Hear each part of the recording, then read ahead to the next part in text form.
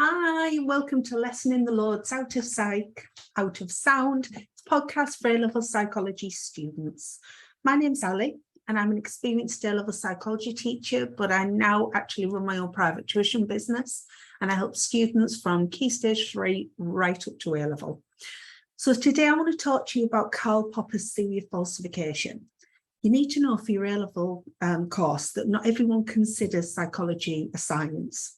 Some believe it isn't right to study humans, or animals for that matter, in such highly controlled conditions. It just does not reflect the real-life environment in which they live and interact.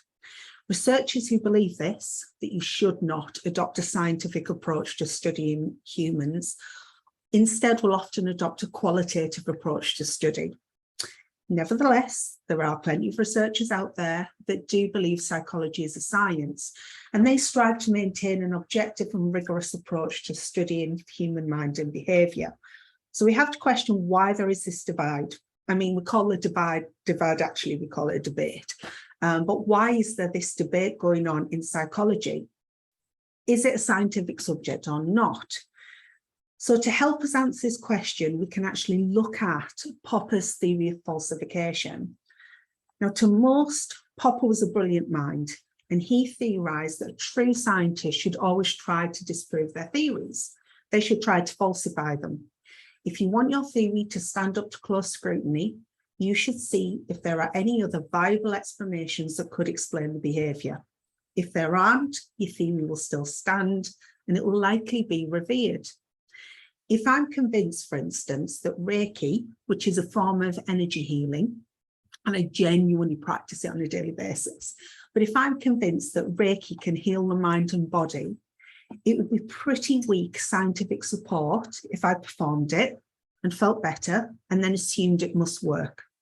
I mean, that's actually happened. I did have a bad arm for months, just wasn't getting better. One day I decided to perform Reiki on it. My arm instantly felt warm. It was like it was being hugged. It was lovely. But the next day I could actually lift it higher, and I hadn't been able to do that for ages. So that surely was conclusive scientific proof that it worked, right? No, not according to Popper and falsifiability. If I want to give my theory about Reiki scientific credence, I should adopt an empirical approach and see if it can observe or experience times when it does not work. That should be the goal of scientific study. Stop trying to prove it does work and instead be relentless in proving it doesn't. Keep looking and find the evidence. Hopefully you won't find the evidence, but keep looking. Now, many psychologists and researchers don't try to disprove their theories. They don't come at it from that angle. Take Freud, for example. He used case studies to suggest his ideas were valid. He looked for any evidence he could to support them. And it's easy to find evidence to support ideas. You know, we can all find evidence that ghosts exist. The creaking floorboard that we hear, or the footsteps running up the stairs. What looks like an orb on a photograph. You can find the evidence that things exist if you look hard enough. But it's harder to disprove them. And like I was saying, if you take Freud, he used, just as one example, his little Hans case study to provide evidence of his Oedipus complex. Did he look for evidence to disprove his idea? No.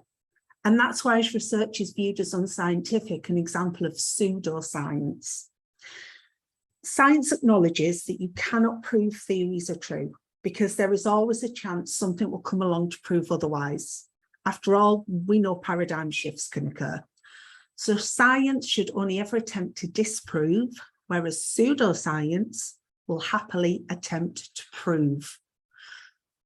Falsification is actually why it's important in research to have a null and alternative hypothesis too. It's the null hypothesis that says there will be insufficient evidence to prove a difference or a correlation.